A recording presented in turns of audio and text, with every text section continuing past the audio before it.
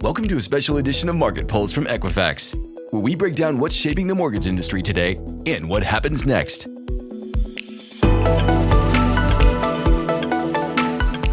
Hi, I'm Clayton Collins. I'm the CEO at Housing Wire, and I'm here at MBA Annual 2025 in Las Vegas, Nevada. Joel Rickman, Equifax, Justin DeMola, Lenders One. Thank you all for joining me for this conversation about the future of lending, data, and a few other topics we're going to tackle head on. Sounds great. All right, so we're going to jump straight into this. At this event, and most conversations for the last couple months, FICO's new direct lender program has gotten quite a bit of airtime. The front pages of Housing Wire, social media, the main stage and general session here at the MBA event. Let's tackle that head on. And Justin, I'm going to start with you. You represent Lenders One. You represent a lot of independent mortgage bankers who are members of Lenders One. What are they talking about right now? So it's interesting, right? So the announcement came out and my phone started blowing up, and it was members, customers asking us what's going on, right? Our credit customers and our non-credit customers. Yep. And the simple answer initially was, we don't know yet, right? We understand what the words say, but we don't know how they're going to be applied and how this is all going to play out. Yep. So I've had many conversations with our clients, and at the end of the day, it's driving prices up, right? So while FICO in theory didn't raise their prices are getting raised across the board because it's natural progression, right? All these companies that are involved in the credit reporting world are publicly traded entities. They have shareholders they have to respond to, and they have demands, for ROI and earnings per share. But it's a business, right? We're not here to give everything away for free. However, companies like Equifax have come out early with the pricing, and they've put a line in the sand that they're going to honor the pricing and keep it where it is. So when we look at FICO pricing today, it's just about where we were last year. So generally in business, competition brings two positive dynamics: efficiency gains and pricing gains. What is different about this scenario, Joel? Why do you if you agree with Justin, why are lenders concerned that pricing is going to go up when this is a move of competition? Well, I think that the concern, or the reality actually, is that prices will go up if you are using the FICO score under the new model. Okay. And so some of the announcement was difficult to follow, as Justin said, in regards to the pricing model. We were not charging $10 for a FICO score. That's what was implied in the announcement. So that's fine. FICO is welcome to go to market how they choose is best. The way I look at competition is that a lot of really great things have happened in the last 2 weeks. So if you look at Equifax, Experian, and TU, all of us have come out and said, okay, we are hearing loud and clear from customers you want an option. We are hearing loud and clear from customers that we've got to get some of the cost under control. So there's a lot of things we still don't have completely answered on, exactly when Vantage will be fully accepted and some of those things. But every bureau not only committed to a price point and structure that will save the industry. Think about it. If FICO's doubling their price and we're locking it at less than half that price, we're saving the industry a lot of money. But not only that, every one of the bureaus is putting something else on the table. So at Equifax, we're committing to providing income and employment data from our twin database with every credit report. We saw Experian that's offering some of the data from Boost, and we saw that TU is offering the score simulator on Vantage. All three of those are benefits to the industry. All three of those are additional services being provided inside of the structure and the existing cost of the credit report. And that's a win for the industry from a competitive point of view. The other part that I think we haven't talked enough about is the score comparison themselves. Is the Vantage score is a much more modern score. And, I think FICO will get 10T approved, and they should. It is the next generation. But this competition is going to improve the scoring in the industry and empower more people to get loans. And that's why we're all here. If that's not our focus, then we're missing. Justin, Joel described Vantage as a more modern scoring. Is that how you see it? Is that how your members see it? Yeah, I think, again, when we talk about competition brings innovation as well. Okay. And I think that's probably one of the biggest things that we're seeing here. Companies like Equifax are innovating. They're offering additional data at the time of initial pull. So when we look at VantageScore and what our ultimate goal is for everyone in this building is to increase home ownership, right? Okay. Make home ownership more affordable.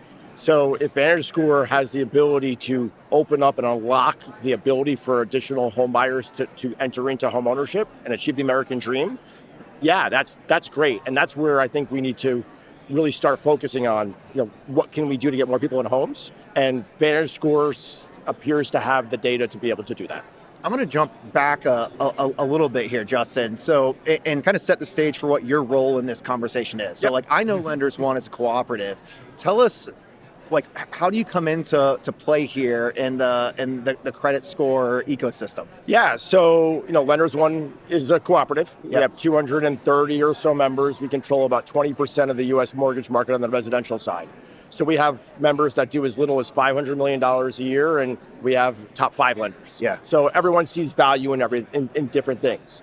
And about 3 years ago, we entered into the credit reseller space. And as part of our organization, we have built products and services for our members that give them the best value that they can get, and cost savings and customer service, what have you. And so when we entered into the credit reporting space, it was really to serve our members, to be able to be aggressive with them in pricing, give them different alternatives, and really create different value for them than we could normally do if we went and brought a third party in that was a middleman for us. So because of that, we've developed a great relationship with Equifax, and I'm sitting here today. Yeah. So when you entered the credit reporting space as a reseller, was that at the request of members? Yeah, so we have an advisory council as well as a board, and the advisory council is 16 members, and they're CEOs of our membership, and we sit in a room 3 times a year, 4 times a year, and we go through what challenges are they seeing, and how can we be more efficient for them and create value for them. Yeah. So one of the requests is, can you create more direct products and services that we can realize better savings throughout the process? What were some of the priorities around credit reporting that group of advisors shared with you, and how, if it has, how has that changed in the last 3 years as we approach the market we're in now? Yeah, actually, it's even more interesting than that. When we initially started, we were reselling the work number for Equifax, and we hit the ground running. We were very successful with that. And a member said, okay, you're reselling, we were reselling flood certs as well. You're reselling flood, you're reselling verifications of employment. What else can you start bringing in-house to give us additional savings? And that was really, they pushed us to create the credit reporting agency. We have, call it, almost 30% of the members that are running credit through us in just 3 years. And again, as you're starting a new credit reporting agency in this space, people are concerned on service. They're concerned on is it going to be bait and switch? Where are you going to be? So we're really starting to see the trajectory of the hockey stick growth hitting at year 3. And we just signed a top lender that's going to do a tremendous amount of volume for us, and we're really excited about that. And we're talking to 3 more. So we're really doing well with it.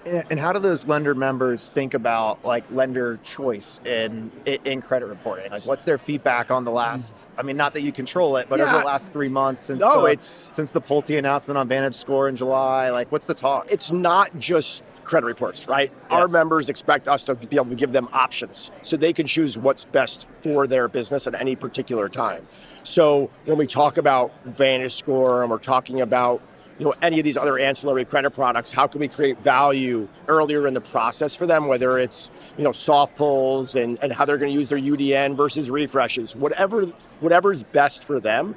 That's all we can do is present to them the products and services that we offer, suggest to them based upon, looking at their prior invoices and their pull-through ratios and how they're using the products and services.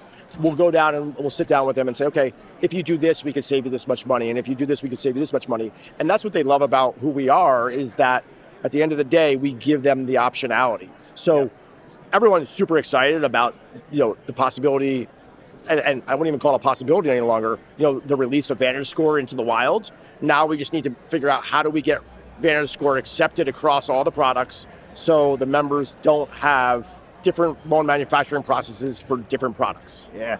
Joel, do you want to add to that on loan manufacturing and how you all think about helping these lenders bring VantageScore into their product suite? Absolutely. Well, I think, loan manufacturing from the economies of scale and general economics has changed a lot in the last few years. In 2020 and 2021, 1 in 2, 1 in 3 applications got closed. Yeah. So people were a lot less worried about these things. And it was very common that as soon as that application hit, people pulled a full tri-merge, hard pull ready to go. And if that person qualified from credit, they pulled full income and verification so that they could give a hard offer right there immediately day one. As the market has changed and conversion rates are going to 1 in 5, 1 in 7, 1 in 10 for some lenders, that cost up front has become something they're looking to get more control over. And they were doing that a lot of different ways. And we're working with clients today about how do you automate your process in a more efficient way. So VantageScore is absolutely part of that. If you think about that shopping behavior early on, where you have so much fallout, there's alternatives that you can do with a VantageScore and a non-trended credit file that drives a lot of savings. And we see that in the world today. A lot of lenders start with a single file, and if you're in the right range of lending, then they'll add the second or the third. The reason they do that early in the process is because they've learned that there's still enough difference between the bureaus that they want to be able to price that loan correctly and not have to have that hard conversation. So real quick, and the other piece that we're adding there is the verification of employment and income. We know that it's extremely valuable and required. We also know that it is pricey at times if you buy it really early and you have the fallout. So some of the things that we're providing with our credit report now around the income information will allow lenders to automate their process and wait until that loan is committed to know to pull that correct record and move on with the process. I mean, the way you describe that of helping re-engineering the process to help lenders find more savings and cost efficiency with how they pull credit at early stages or pre-approval sounds pretty straightforward. But when you go out and at this event, or I talk to originators on the phone or on text or on social, the frustration levels are still pretty high 100%.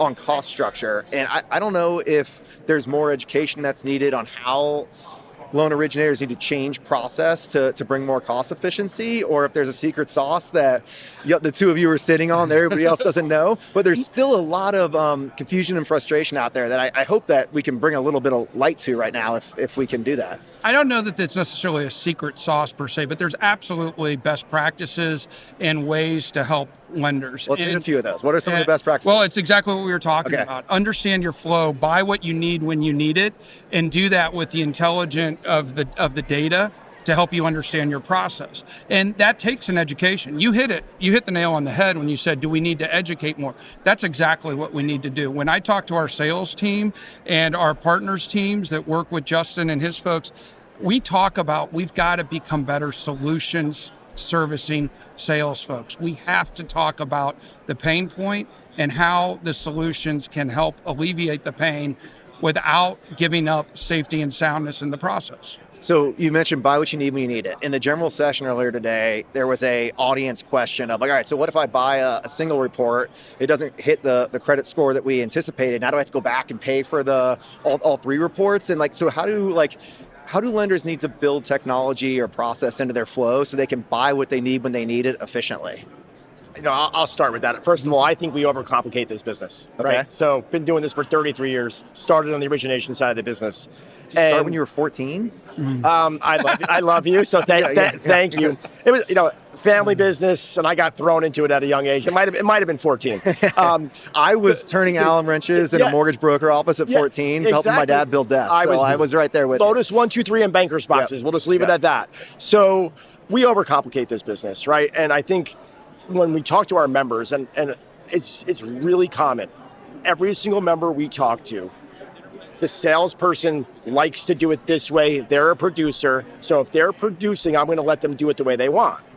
However, that doesn't really work well when you're trying to create efficiencies and reduce costs. Yeah. So what we're seeing is, the companies that are really succeeding in developing the technology or the workflows that make sense are the ones that are, I don't want to say mandating it, but are creating these best practices at the top of the house and then having it flow down. So that's why you're seeing these larger companies that are more efficient. The cost to produce a loan is less than the local IMB, right? Because the local IMB is generally have 3 or 4 different processes, and there's no way to be perfect in all 3 or 4 of them. The other thing I would touch on is it does have to do with the technology layer. So, Justin and his company's invested in building a technology layer to help with some of that decisioning, but we're seeing that across many of the LOSs. They have enhanced the workflows and the capabilities of those workflows to where you can now start mapping that out. And that's where we want to spend a lot of time this year, is helping invest to drive those processes to where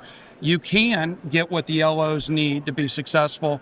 But as running the shop, head of operations, you can hard code some of that from a workflow perspective to where the LO shouldn't have to go off track to get that information. And with that workflow innovation, is that like, now that we've, the last few months we've entered this lender like choice scenario, are those workflows changing as we speak?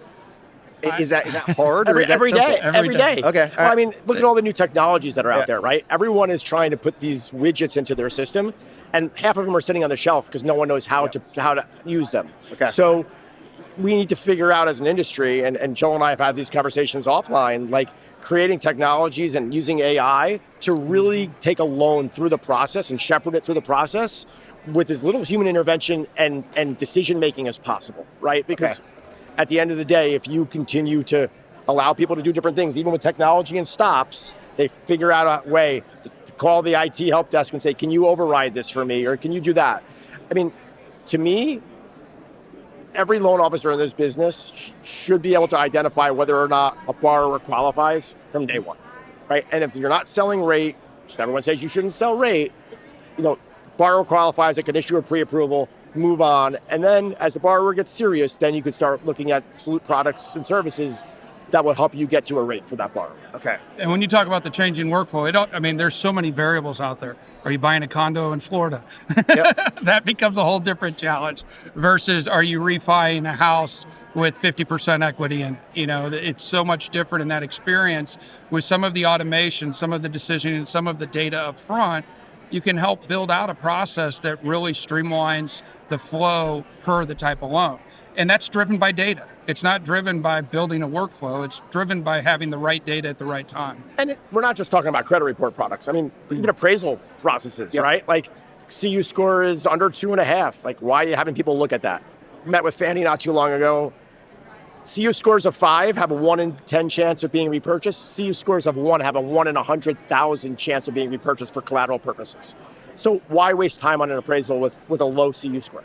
Okay, so we're talking about efficiencies. Like, we're not just talking about credit reporting here at MBA Annual. There's a lot of talk about machine learning, AI, other process improvements. Justin, where is your member focus on gaining efficiency? And I ask that through the lens of I have this holy grail view of the industry that we can build a profitable ecosystem that can actually drive consistent margin. And I think you're aligned in the same direction. 100%. And what I'll say is I think we got to bifurcate it 2 different ways, right? Yep. You have your sales efficiency, and then you have your loan manufacturing efficiency. And we're seeing a lot of our members are really pushing on the sales efficiency. How do I get an AI bot to take an application, work with a borrower, answer questions?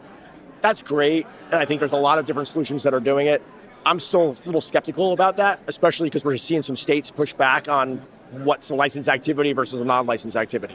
We're really focusing on the loan manufacturing aspects. Okay. And we're creating AI internally that will help manufacture a loan in small little widgets and modules, right? Breaking everything down in the simplest form and then getting it success, whether it's 3 tasks or we have a collateral review checklist of 150 questions.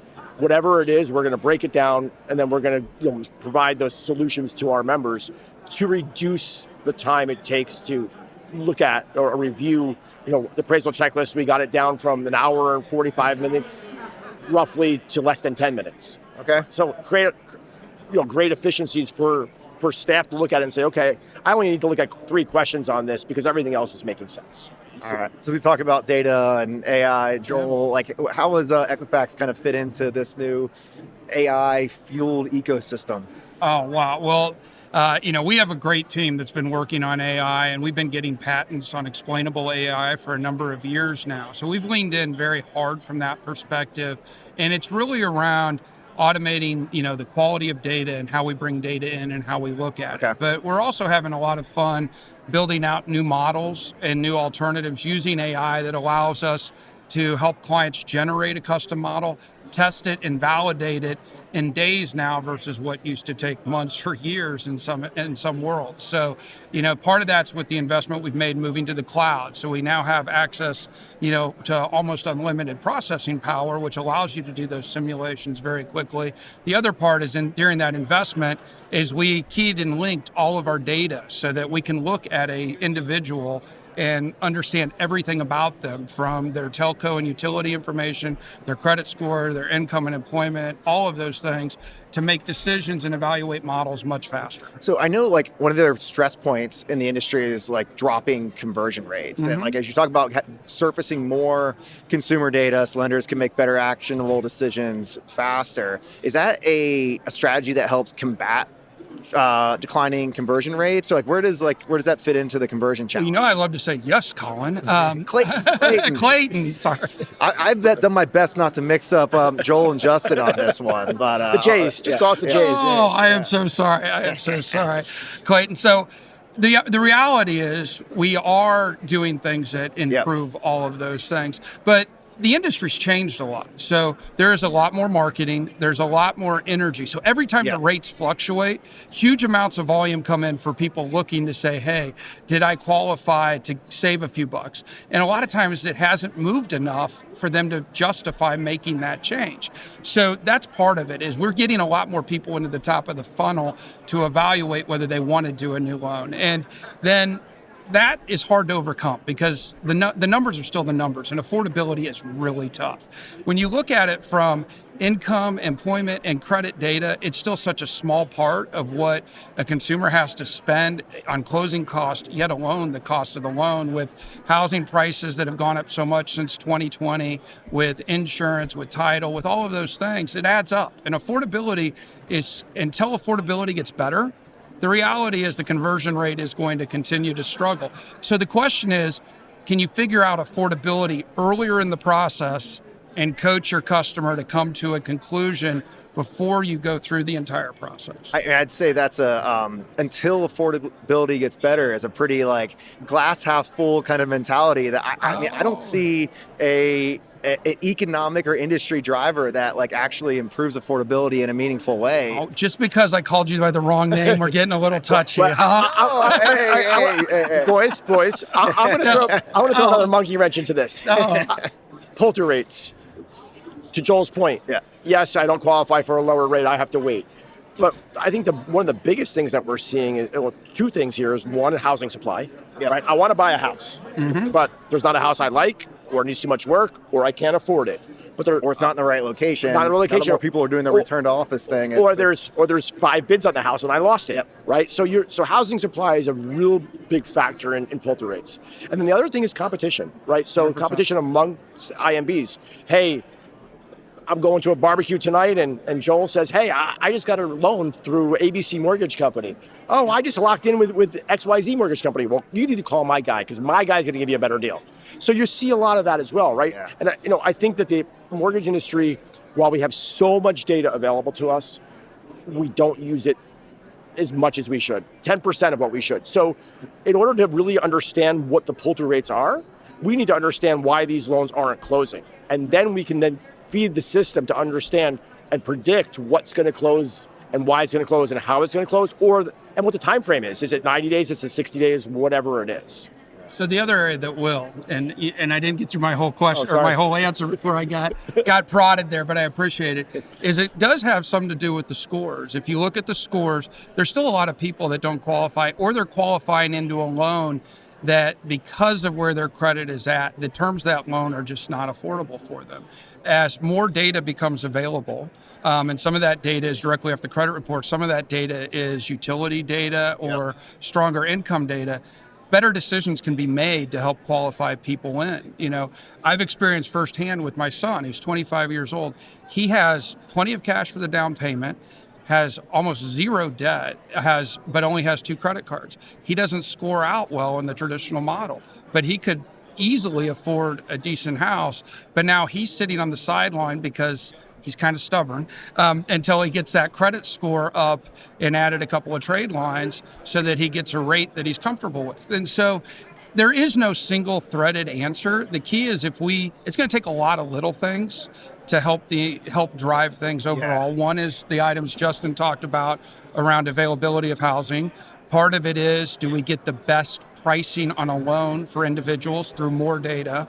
And then other components come down to what happens in the macroeconomic world. Yeah, Do you and think- when we, oh, sorry, sorry to cut you off, but when we talk about interest rate and your son is waiting for a better interest rate, there's no guarantees, right? 100%. And that's the conversation that the better loan officers need to have. It's it's a bird in the hand. Oh, I agree with you. Yeah, so yeah. Dad's telling him to go get the of house course. and But refinance it. And that goes back to education. Like if we Right. do get better rates, like I think the data tells us we're going to see home price appreciation, and like the actual is true. PITI doesn't really move favorably. It all depends. No, I'm not going to predict the future for you. I won't do that because it changes daily. But we are at a highly frictionless spot in the industry right now. Yeah.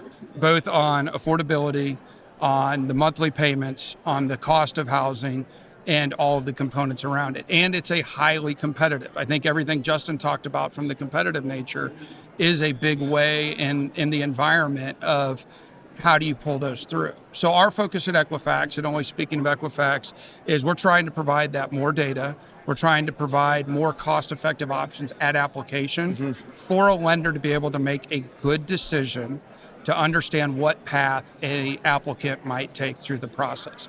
And that's step one. Then the other steps all come into play in regards to, can they find the right house? Do they have the right terms? Can we get them into the right type of loan based on their situation? That's where the professional mortgage broker really comes into play to help them through the process. And Justin's right as well. From that perspective, my son would be much better off to find the house now, buy it, and refi. And we're working on him, and we'll get there. But that's his mentality. And so, not everybody has a parent or a friend that's coaching them to move forward. They try it, they don't like what they see, and they go sit on the sidelines for a year. And there's a lot of that happening. And then a year later, the rates are higher and the house is more expensive, and they go, "Oh no, I should have went back a year ago." And that's why a lot of lenders, and I really appreciate a number of lenders out there that invest out of their own pocket with score simulators and score coaching to help people get better. We've got a number of our clients that do that and invest in it.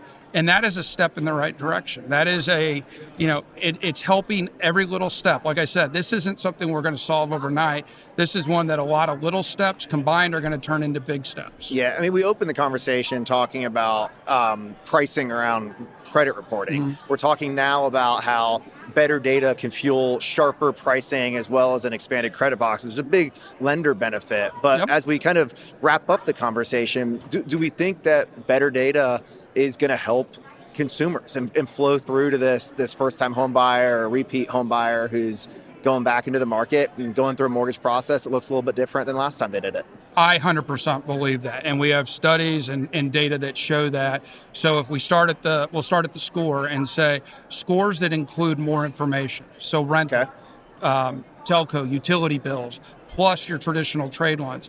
Those scores are going to help people qualify, especially your new buyers, your thin files, your newer to credit. It will make a difference. Then you move into how can I eliminate risk and fraud when it comes around employment and income so that I, as a lender, am not taking on additional risk, or you don't have additional risk flowing into the secondary markets. That helps reduce interest rates. All of these things working together will absolutely help drive more adoption and success for the industry, but it's not one thing by itself that's going to be a magic bullet. Yeah, I second everything Joel said. I mean, the data can only be valuable, right? And we can use the data to educate our lenders. We can use the data to educate our borrowers and our future home buyers, and really use this data, and as well as the bond investors, to say, at the end of the day, this loan will pay. It'll pay on time, it won't prepay, or whatever is going to happen, so everyone can make the best decisions they can make to be able to get more affordable home ownership for everyone around. Awesome. Well, we tackled a lot in this conversation, this gentlemen. was fun, and I apologize for the name slip. But hey, we said we're going to make it spicy. We didn't know we were going to make it spicy over names. We did. But, at least you didn't call me Joel. No. Joel, Justin. We appreciate you doing this, and what we really wanted to accomplish here, and I thank both of you for coming to the booth and doing this, is we want to be part of the dialogue. Just like you started this conversation in regards to what needs to happen. Education needs to happen. Conversation needs to happen. Because what's going to happen next is going to change a lot in the next few weeks, the next few months, the next few years. And if we're not all working together and we're pitting against each other, it's going to be bad for the industry. There's the old overall. saying that talk is cheap, but 100%. like when you look at this environment, dialogue is incredibly important. It's starting on X. We have or on what's formerly called Twitter, and it's flowing through to these conference halls and the pages of Housing Wire and news outlets around the world. So I think these dialogues make a really important educational impact on the decisions that people make and how priorities get queued up. Yep. Yeah, and I want to give kudos to Equifax, Joel and his team. They are out, prompting the dialogue, having these conversations. Yep. They want to have the conversations with the decision makers and the stakeholders and educate them on what they should be thinking about for downline effects, right? At the end of the day, it's the more information we have, the more data we have, the better decisions the policymakers and the GSEs and whomever else is in the process can make their decisions on to help home ownership. Absolutely. Justin, Joel, thank you, gentlemen. Thank you. We appreciate it. The information and opinions provided in this podcast are intended as general guidance only and are subject to change without notice. The views presented during the podcast are those of the presenter as of the date this podcast was recorded and do not necessarily reflect official positions of Equifax. Investor analysts should direct inquiries using the Contact Us box on the Investor Relations section at Equifax.com.